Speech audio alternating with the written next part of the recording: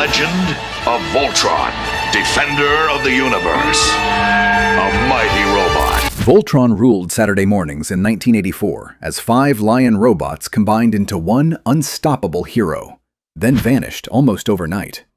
By the end of this video, you'll know exactly how World Events Productions destroyed Voltron and who made the decision that ended it. Part 1. The cynical birth of Voltron. Picture this. It's 1983, and World Events Productions is in full panic mode. They're a small licensing company watching the toy wars explode around them. Transformers is about to launch, with Hasbro's massive marketing machine behind it. He-Man is printing money for Mattel with unprecedented toy-to-media integration. And WEP? They've got absolutely nothing in their pipeline. No original IP, no manufacturing partnerships, no distribution network. That doesn't surprise me. Attack, fight, destroy, never wait and see. The corporate strategy.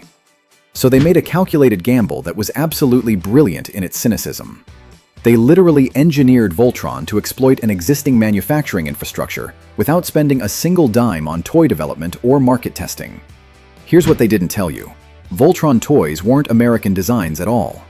WEP found 2 completely unrelated Japanese anime shows, Beast King Go Lion and Armored Fleet Derugger 15, that already had premium die-cast metal toys manufactured by Poppy, a Bandai subsidiary. While American competitors were churning out cheap injection-molded plastic, these Japanese molds were heavy metal hardware that felt genuinely expensive in kids' hands. The genius move? WEP bought cheap licensing rights to the anime, hired writers to completely rewrite the shows into one shared universe called Voltron, and imported the existing toy inventory directly from Japanese warehouses. No development costs, no manufacturing investment, no market research expenses, just pure arbitrage playing on currency advantages and existing inventory. From a business perspective, this was borderline predatory in its efficiency. They were essentially reselling someone else's complete product ecosystem with a new coat of American marketing paint. The scale of this operation was staggering when you break down the logistics. WEP coordinated licensing deals with Toei Animation for the footage, hired American voice actors and writers to completely reimagine the storylines, and secured distribution partnerships for both the television show and toy inventory simultaneously. They transformed Japanese war stories into American space adventures and created character names and backstories that had nothing to do with the original shows. Now that is good news. Now we may finally have a chance to stop them. The launch success. The coordinated assault hit in 1984, and everything aligned perfectly. And I mean perfectly. The show launched into syndication with 65% household clearance, meaning nearly 2/3 of American TV markets carried it during prime, after-school, and weekend morning slots. That's massive penetration for an independent production without network backing. Within months, Voltron became the top-rated syndicated children's show in the United States, a position it held for 2 consecutive years against fierce competition. Now think about what that means for toy sales across every retail channel. Kids weren't just watching the show, they were obsessed with the combiner mechanic that made Voltron unique in a crowded marketplace. 5 separate lion toys that merged into one giant robot created a collect-them-all mandate that parents couldn't escape. The die-cast metal construction meant premium pricing points, while the imported inventory kept WEP's costs extraordinarily low compared to domestic manufacturing. WEP was printing money on someone else's manufacturing line. Retailers reported consistent sellouts throughout 1984 and 1985, with some stores unable to keep the Black Lion centerpiece in stock for weeks at a time. The licensing deals extended far beyond just toys. WEP secured agreements for lunchboxes, clothing, bedsheets, Halloween costumes, and dozens of other merchandise categories. The franchise generated revenue streams from every possible angle. Comic book adaptations hit stands. Coloring books filled grocery store checkout aisles. The Voltron brand achieved the kind of market saturation that toy companies dream about, all built on borrowed content and imported products. The executives at WEP thought they'd cracked the code for sustainable franchise success. They had a hit show driving toy sales with minimal investment, and the Japanese licensing model meant they could theoretically sustain this forever. Competitors like Hasbro were spending millions on original animation production and toy engineering development. WEP was licensing existing content for pennies on the dollar and watching the revenue roll in. Can you imagine being in those boardroom meetings in late 1984? They probably thought they were absolute geniuses who'd revolutionized the entire toy-to-media business model. But World Events Productions was about to make one of the biggest strategic blunders in toy industry history. The planet is rich in gold and other treasures. I want it. Part 2. The vehicle Voltron blunder that killed everything. Okay, so this is where the executives completely destroyed it. And I mean completely. In 1985, WEP ran out of episodes from the Go Lion anime, which was the Lion Force Voltron that everyone loved and drove all their revenue.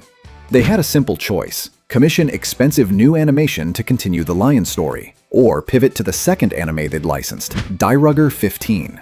I'm not kidding. World Events Productions decided to just swap shows mid-franchise and hope nobody noticed. Hold everything, Skipper. What? That's not a magnetic film. The business domino effect. They rebranded Die 15 as Vehicle Voltron and started airing it as if it were a continuation. Same opening theme, same Voltron branding, completely different characters, storylines, and robots. Instead of 5 charismatic lions piloted by Keith, Lance, Princess Allura, and the team everyone knew, viewers got 15 generic vehicles forming a far more complex robot. The combiner mechanic that made Voltron special was diluted across 3 times as many pieces. Now think about this from a business perspective. Every kid who tuned in expecting Lion Force adventures got ambushed by an entirely different show. The ratings collapsed almost immediately as confused viewers stopped watching. Parents who'd bought Lion toys suddenly faced kids demanding 15 different vehicles, fragmenting the toy line and making the collect them all pitch exponentially more expensive. Retailers who'd stocked Lion inventory heavily were left with dead weight, while Vehicle Voltron toys sat unsold. The financial consequences were devastating and swift. Vehicle Voltron never achieved more than a fraction of Lion Force's viewership numbers.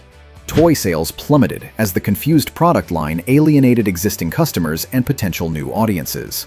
Plans to adapt a third anime, Albegus, as Gladiator Voltron were scrapped as executives realized the brand was hemorrhaging value.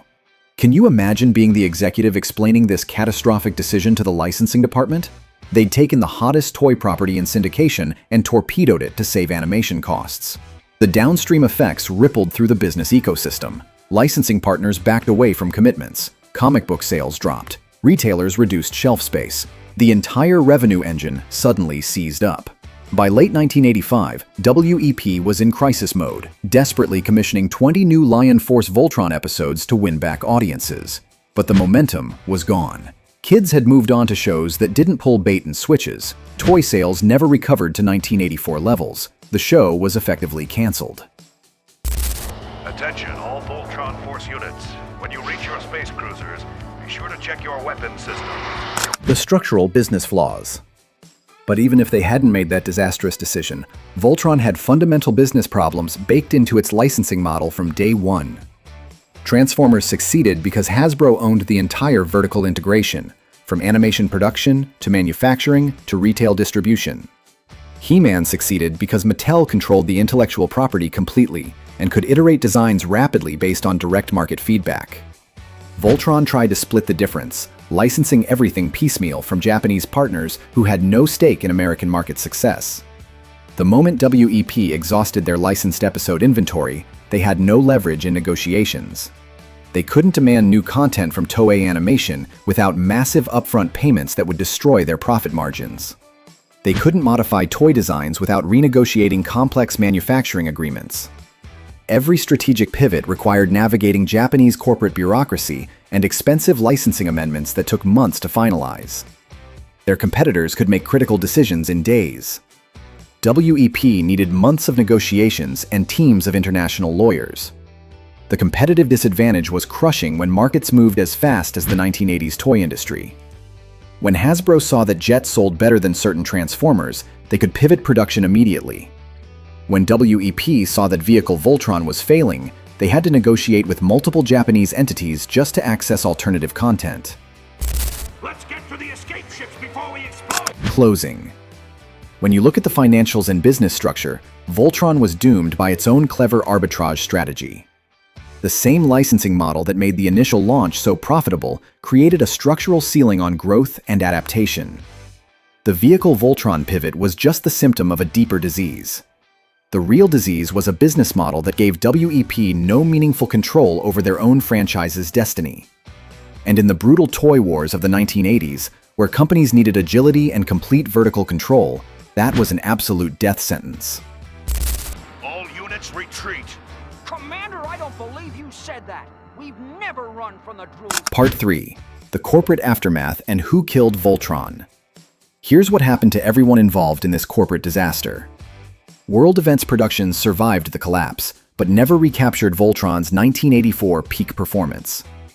They continued licensing the property for various small-scale revivals, but the core franchise remained effectively dormant for decades in the American market. The executives who made the vehicle Voltron decision never publicly acknowledged the strategic error. No one was fired. No one apologized. There is. Voltron will follow him into the asteroid belt, and the fleets will follow Voltron. The IP's journey. The IP's journey through corporate ownership became a masterclass in how not to manage valuable intellectual property.